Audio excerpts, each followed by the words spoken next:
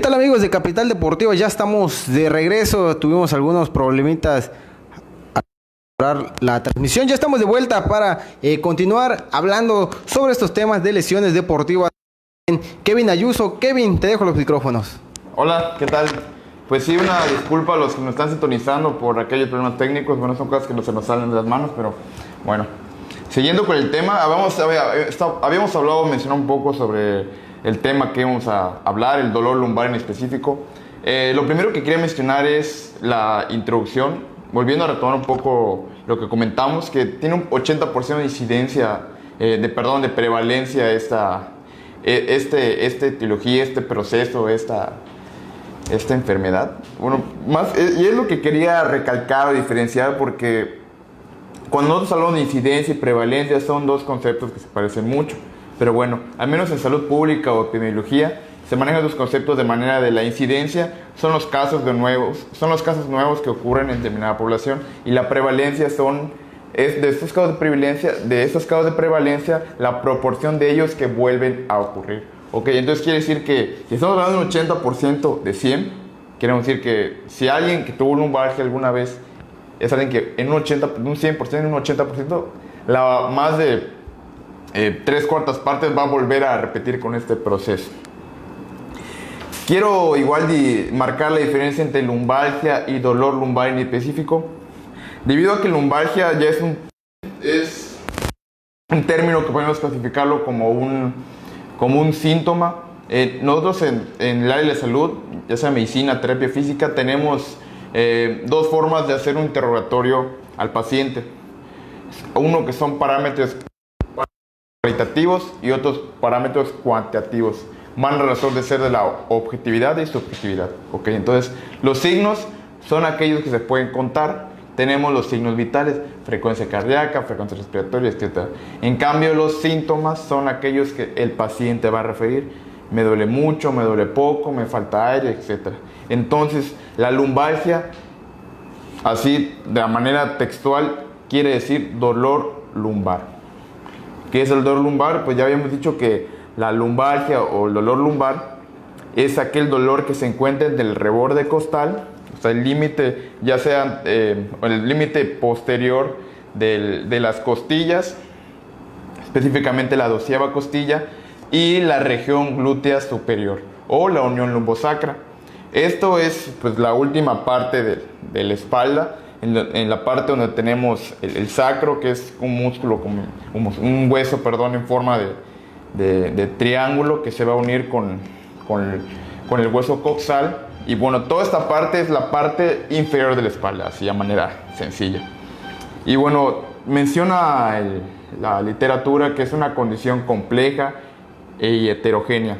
O sea, ¿qué quiere decir que sea compleja y heterogénea? Que es algo que puede ser multifactorial.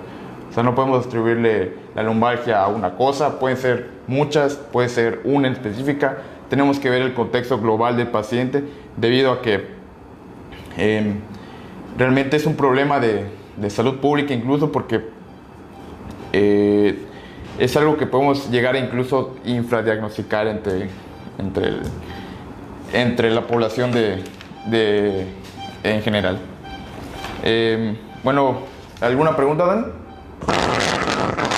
Bueno, Kevin, tenemos algunas preguntas que quisiéramos realizarte. Creo que todos los que nos están viendo y los que nos van a ver después de que finalice este video quisieran saber en pocas palabras qué es la lumbalgia. Ok, la lumbalgia es dolor en la zona inferior de la espalda, a manera sencilla. Es un síntoma que refiere el paciente, a diferencia del dolor lumbar, que es algo más complejo, heterogéneo, que incluye la lumbalgia. También diferencias entre dolor lumbar y lumbalgia. Ok, la diferencia entre dolor lumbar y lumbalgia va a razón de ser del tiempo, el tiempo con el que la persona presente este padecimiento y la especificidad del mismo. Vimos que en el dolor lumbar puede ser inespecífico o específico. El dolor lumbar inespecífico, que es en el que me basé de la guía de práctica clínica, es algo más complejo, es algo que tenemos que preguntar más, tenemos que indagar más al respecto. En cambio, una lumbalgia puede ser algo crónico o agudo. una persona puede decir que le duele la espalda de un día para otro y eso podríamos clasificar de una lumbalgia aguda o un síndrome doloroso lumbar agudo. Y una lumbalgia crónica es aquella que lleva más de meses, incluso años. Por otra parte, ¿qué es el margen costal? Ok, el margen costal, bueno, ya lo había comentado en un principio. El margen costal es el reborde de la parrilla costal o el tórax. El tórax es el componente óseo que protege los músculos, los órganos cardiorrespiratorios, llámese corazón y pulmón. Bueno, pues la parte posterior cubren igual las partes de los riñones y estos tienen un reborde. Un reborde es aquella línea que delimita. Y a partir de ese reborde, nosotros tenemos en la columna vertebral 3 divisiones muy grandes. Una división cervical, una división dorsal o torácica y una división lumbar. Entre torácica y lumbar, nosotros tenemos una 12ª costilla. Entonces, a partir de esa 12ª costilla empezamos con la vértebra lumbar número 1. Las vértebras lumbares son 5. Bueno, las cervicales son 7, torácicas son 12, o sea, al igual que las costillas, y las lumbares son 5.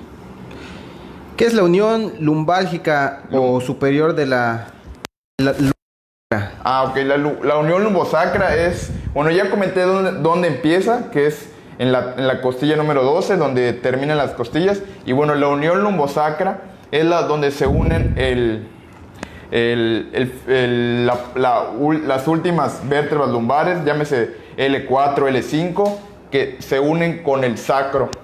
El sacro es otra división de la columna vertebral, que tenemos las vértebras sacras, que son vértebras que no están propiamente divididas. O sea, si ustedes ven sus vértebras, pues van unas sobre otras. En cambio, el sacro, pues es una unión de varias vértebras que están osificadas. Y luego es el coxis.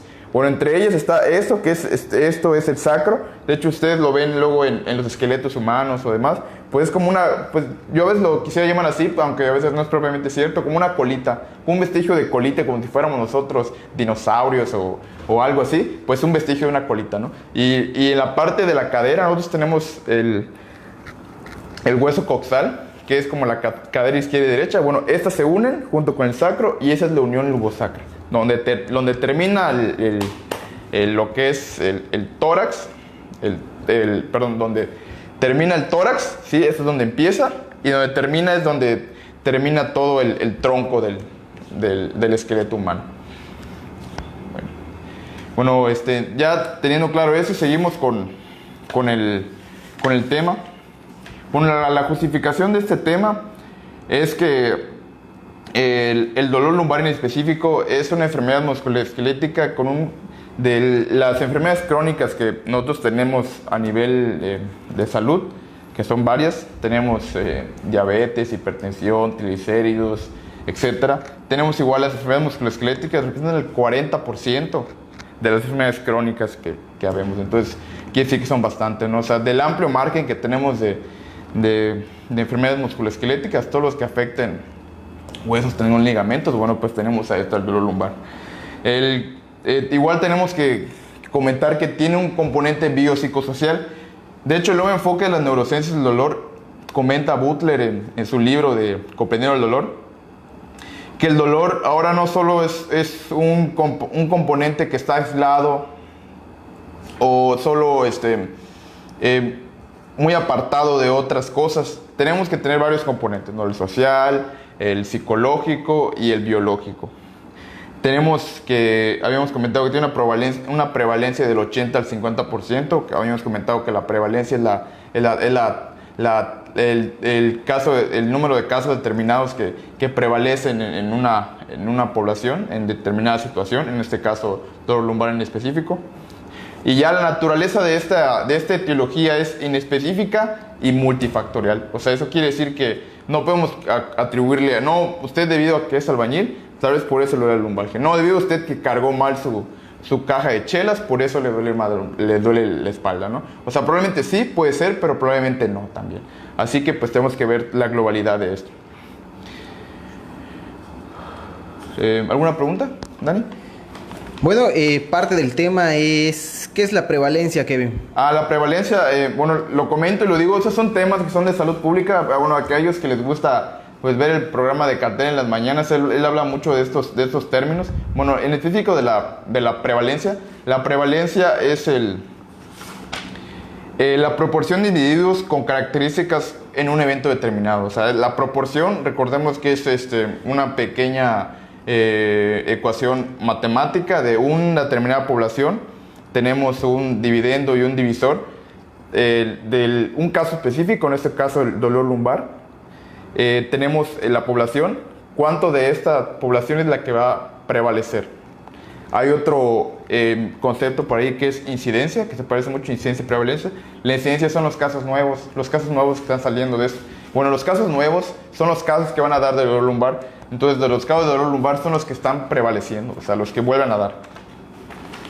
Bueno, siguiendo con el tema, pues ya vamos con la parte que creo que es el meollo del asunto, al menos en las cuestiones de terapia física.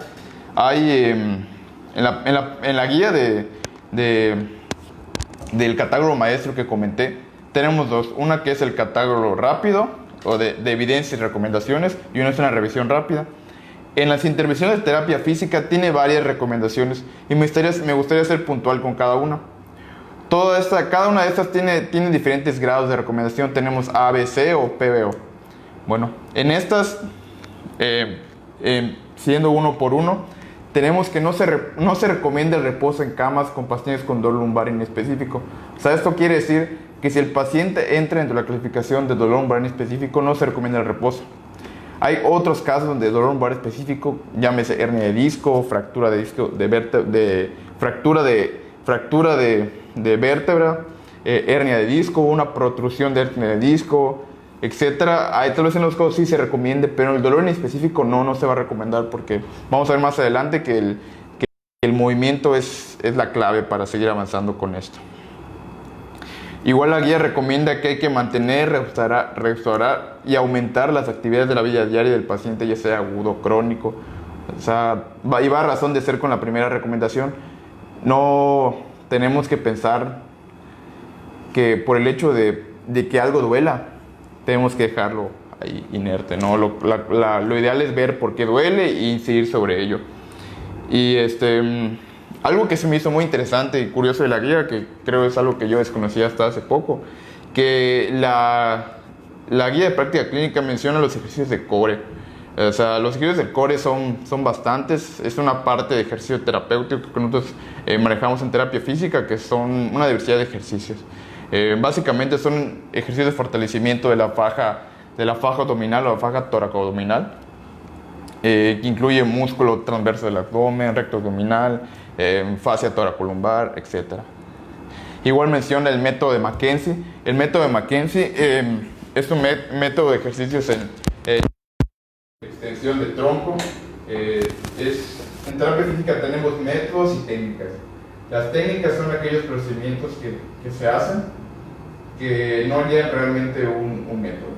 Un método es algo ya estandarizado, clasificado, que nosotros podemos, en dado caso, tomar un certificado al respecto. Si tiene una formación Mackenzie, uno de esos es Mackenzie. Son ejercicios propiamente de flexión, que son posturas específicas para incidir sobre el dolor lumbar. Tenemos ejercicios proprioceptivos. Los ejercicios proprioceptivos son aquellos que van haciendo la propiocepción. La propiocepción es cómo yo me encuentro a razón de ser con mi cuerpo.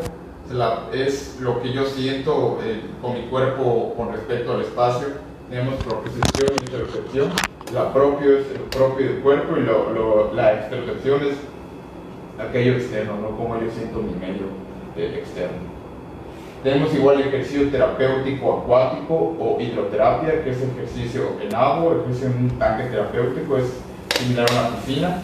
Y tenemos ejercicio terapéutico con el agua y el ejercicio terapéutico, que es lo que hablo mucho. El ejercicio terapéutico es aquel ejercicio que le va a mandar a usted su profesional de salud y le va a decir, ¿sabe qué? Usted va a hacer estos ejercicios, tal vez sea propios de flexión o extensión de tronco combinado con otras cosas. Puede ser que utilice ejercicios de core, McKenzie, etc. Con base en la intensidad del dolor y la mejor ejecución en función. Dani, ¿tenemos otras preguntas? ¿Algo que quiera comentar? Sí, también tenemos algunas preguntas acerca de qué es la guía core que nos comentabas en... Bueno, los ejercicios de core son aquellos ejercicios que van a fortalecer el abdomen a manera simple, ¿no? Pero, o sea, recordemos que el abdomen es, al menos desde luego el enfoque de ejercicio terapéutico, es aquella faja toracolumbar, o sea, no es solo la parte anterior, sino la parte posterior. Yo soy gordito, o sea, tengo que fortalecer mi core, pero igual la parte posterior de la espalda. No sé si han visto a gente que llega a utilizar fajas, las fajas, famosas fajas. Bueno, la faja es una representación, no sé, tal vez metafórica de lo que sería el core abdominal.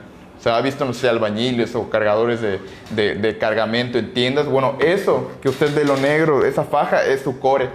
Lo que pasa es que estos materiales que utilizan estas personas, estos trabajadores, son materiales de órtesis, son materiales externos. En cambio, el core es algo interno, es algo propio, que nosotros tenemos que fortalecer, debido a veces que pensamos que el dolor lumbar puede ser causado debido a que usted, o yo incluso, tenemos una debilidad en el músculo abdominal, o en el recto abdominal, tal vez el abdomen, que está haciendo sobrecargar a los músculos de la parte posterior, y eso quiere decir que al haber debilidad en la parte de adelante, trabajar de más, pues por eso empieza a compensar o sobrecorregir con esto. Bueno, eso es algo de los ejercicios de core. Kevin, también hemos visto, he visto también a gente que realiza pues deportes como el CrossFit, como algunos otros deportes donde terminas por peso demasiado, ¿no? O sea, demasiado peso, y vemos que también usan este tipo de fajas. ¿Para qué las usan? ¿Para prevenir qué? Sí, esto es interesante debido a que hay controversia sobre el uso de estas fajas, fajas abdominales, debido a que lo recomendable es en un principio, si la persona no presenta una patología previa, o sea, llámese hernia de disco, protrusión de la cápsula, se recomienda utilizar estas fajas, pero posterior a haber hecho una carga previa, debido a que como esos ejercicios como el CrossFit, powerlifting o el método el tradicional de gimnasio, el método Wader, son ejercicios que usan pesos excesivos, cargas excesivas. Así que lo que se recomienda es primero hacer unas ciertas cargas de peso sin la faja y luego le meto la faja.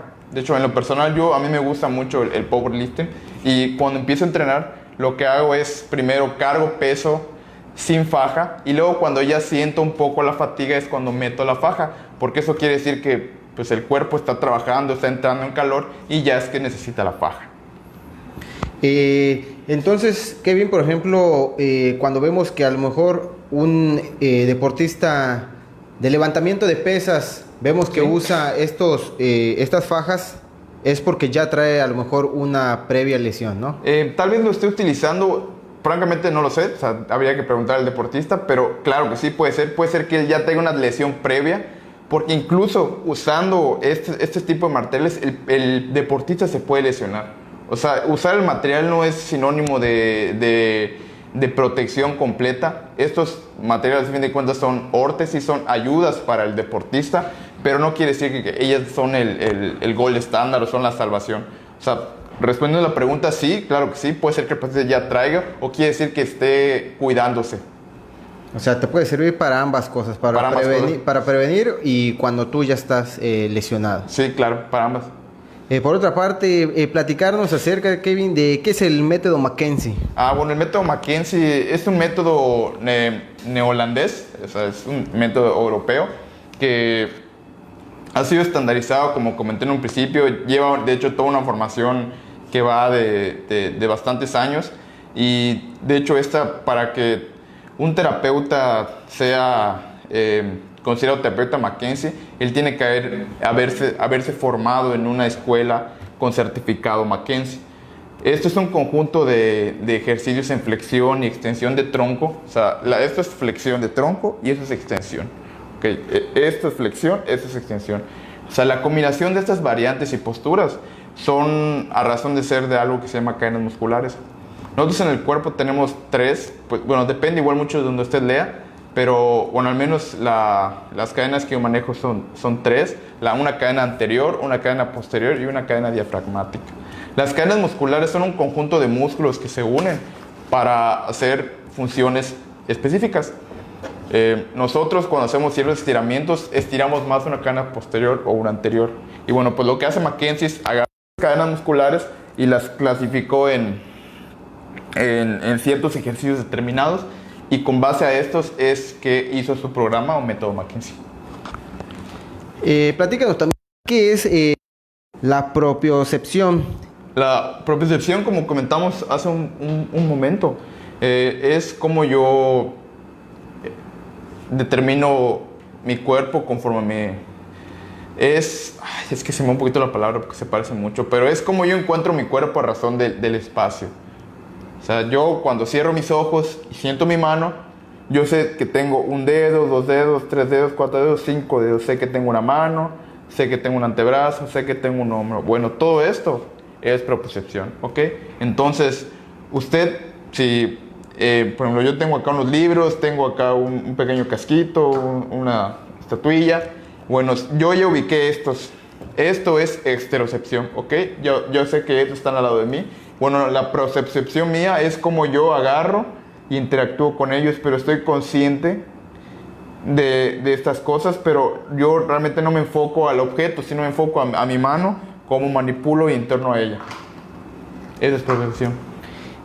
Por otra parte, ¿qué es la hidroterapia? Platícanos acerca de esto que en el mundo deportivo se escucha, muchas veces lo escuchamos, pero hay personas que a lo mejor no saben realmente qué es. Claro. De hecho, a mí me llamó mucho la atención en una lesión deportista del Barcelona precisamente. Y no sé si alguien llegó a ver cómo habían unas pequeñas columnas llenas de agua donde estaban corriendo los deportistas del Barcelona. Bueno, pues es la hidroterapia. Básicamente es la terapia con agua. Hidros es agua, terapia es terapia. La hidroterapia es la terapia física en el agua. Es muy diversa, depende mucho del terapeuta en turno, lo que quiera trabajar. Tiene unos principios físicos muy interesantes. El principio de Pascal, o sea, cómo el segmento del cuerpo que estemos trabajando, en este caso miembros inferiores o miembros pélvicos, van a pues reducir en el cuestión del peso, porque recuerden que el agua, pues el cuerpo pesa menos y es más fácil manipular y hacer ciertos movimientos. Así que dependiendo del caso de lo que estemos hablando, es lo que se va a hacer. En el caso de lumbalgia, pues hay movimientos que son un poco dolorosos al practicarlos en tierra, pero que no sean en agua, ¿no? Pero al practicarlos en el agua, el cuerpo es un poco más noble y sutil al hacer ciertos movimientos. La hidroterapia, pues básicamente, Kevin, hablando acerca de los deportistas, ¿para qué tipo de atleta está hecha la hidroterapia? Pues francamente yo creo que para todos. O sea, para todos, porque pues tal vez uno relaciona la hidroterapia con los nadadores, ¿no? Con Michael Phelps y demás. Pero realmente todo deportista podría hacer un ejercicio de hidroterapia. Claro, siempre y cuando esté aunado con un profesional de la salud y un profesional de la actividad física, que eso debe ser realmente un equipo multidisciplinario e interdisciplinario. O sea, tenemos que tener tantos profesionales de otras ramas, pero igual que estos estén conectados. Debido a que, por ejemplo, en el caso de esguinces, como estábamos platicando la semana anterior, claro que le podemos meter un ejercicio de terapia. Claro, siempre y cuando igual la persona, el atleta, cuente con el recurso, el apoyo o facilidad de disponer de un tanque. Pero igual, algo que, pues ahorita que estamos en fechas de calor y demás, pues no hace falta, pues no sé quién no compró su piscinita en Soriana, ¿no? O el Walmart, bueno, al menos yo lo hice. Y hay ciertos ejercicios que nosotros podríamos hacer en un pequeño balde de agua que combinan tanto la propiocepción, ejercicio de hidroterapia y demás. Así que, pues a los futbolistas, claro que se los recomiendo, a los corredores de deportes también, porque incluso el agua luego es agradable, porque son como pequeños masajes que nos da la misma agua. Y claro que es como que muy versátil. O sea, puede aplicarse de muchas formas. Igual, cada determinado tiempo, supongamos que hay una semana de entrenamiento, no sé cómo se programan los tipos, estos chicos, los de cuarta o tercera división, que programan su semana de entrenamiento de 5 días, que no sé, al menos yo en algún tiempo tuve la oportunidad de entrenar en cuarta división, y los primeros días eran de físico, era correr bastante, explosividad, demás. Ya luego los otros días eran más técnicos, y por de una sesión de hidroterapia o una sesión de terapia física, ¿no? Y cada determinado tiempo irle probando y variando para que el deportista tenga mejores resultados a la hora de su actividad física, de su prueba, de su competencia, o incluso posterior a la competencia. Kevin, más adelante nos podrías regalar, o a lo mejor en el transcurso de la semana, algunos ejercicios que pueda realizar la gente en estas fechas de descanso, pues prácticamente obligatorios por la contingencia que estamos viviendo, y que se puedan realizar a lo mejor en una pequeña tina, en una pequeña piscina, que no se necesite pues prácticamente cerrar a lo mejor el Nohoch Sucún para la alberca o cosas así. ¿Nos podrías regalar más adelante? Claro que sí, con gusto. Sí, de hecho, pues sí tiene que prepararlos para no pues darles cualquier cosa, pero sí podríamos hacer cosas muy interesantes. Hay cosas que tenemos a la mano en la casa, o sea, llámese la cubeta de agua, un poquito de agua caliente, unas pequeñas, algo de peso, piedras, con playeras. Podemos hacer muchas cosas, y pues sí, claro, lo podemos platicar la otra semana o el curso de la semana. Bueno, ya la última parte, que es de recomendaciones. La guía menciona 3 programas de acondicionamiento físico principalmente.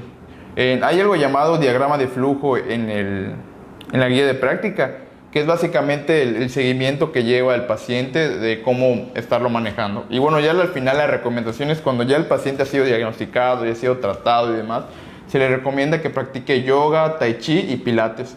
Estos 3 ejercicios son ejercicios o programas de acondicionamiento físico que combinan la respiración con ejercicio terapéutico. El yoga, creo que muchos conocemos el yoga, son diferentes posturas que la base son las cadenas musculares, son estiramientos globales que combinan la respiración y son muy buenos para la relajación. El tai chi es algo similar, solo que igual son ejercicios que combinan la respiración, solo que son un poco más pues no sé, un poco más disciplinados. Los comparo a veces con el taekwondo y judo, porque estos, no sé si no he visto a gente que luego en los parques empieza a hacer ciertos movimientos como que muy sutiles y muy marcados. Bueno, pues esto es el tai chi. Y el pilates, bueno, el pilates es de un médico que francamente no recuerdo en este momento su nombre, pero era el doctor Pilates y algo más, que estos ejercicios son muy conocidos en el gimnasio también. Son un conjunto de ejercicios que igual es un tipo de ejercicio aeróbico y para el fortalecimiento del core abdominal. La recomendación en la guía es la aplicación de electroterapia. Nos mencionan el TENS y las corrientes interferenciales. Otra modalidad de agentes físicos es el CHC o la compresión húmedo caliente para el dolor lumbar agudo.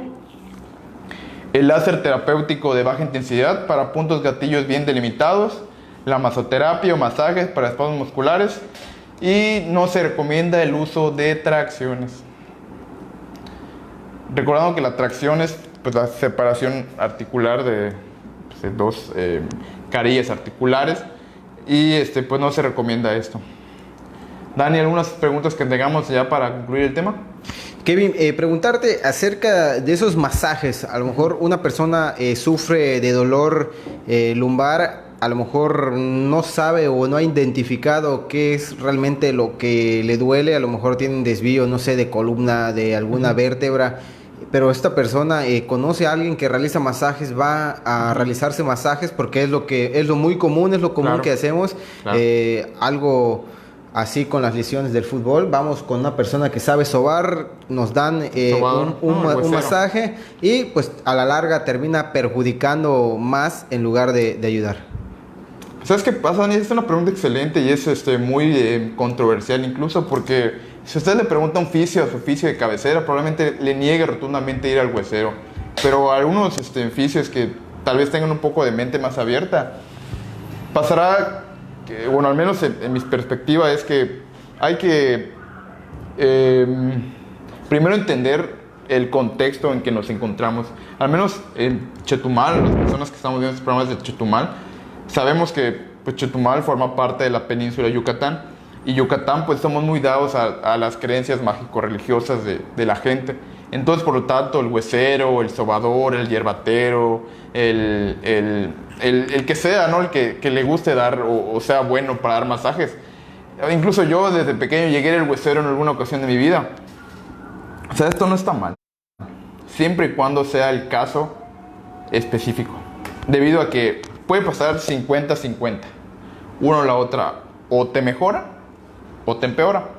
Entonces, en ciertos casos sí es recomendable que nosotros asistamos a un terapeuta físico o al médico de primer contacto para ver que no hay un componente óseo, que no hay una fractura, porque ahí sí es donde puede llegar a haber estos problemas con el huesero. El huesero es excelente para la liberación miofascial. Es algo que no nos dicen y es algo que no, incluso no, pues entre terapeutas creo que a veces incluso el de que pues me callo, ¿no? Porque pues es trabajo para mí, pero pues no es previamente correcto ni ético. Hay que reconocer que los hueseros o sobadores, ellos pueden llegar a dar muy buenos masajes, pueden hacer una liberación miofascial que es parte de la masoterapia. La masoterapia son terapia con masajes. Eso quiere decir que si usted a veces tiene esas ciertas bolitas o contracturas que a veces nosotros vemos en el cuello, espalda, bueno, esos son espasmos musculares.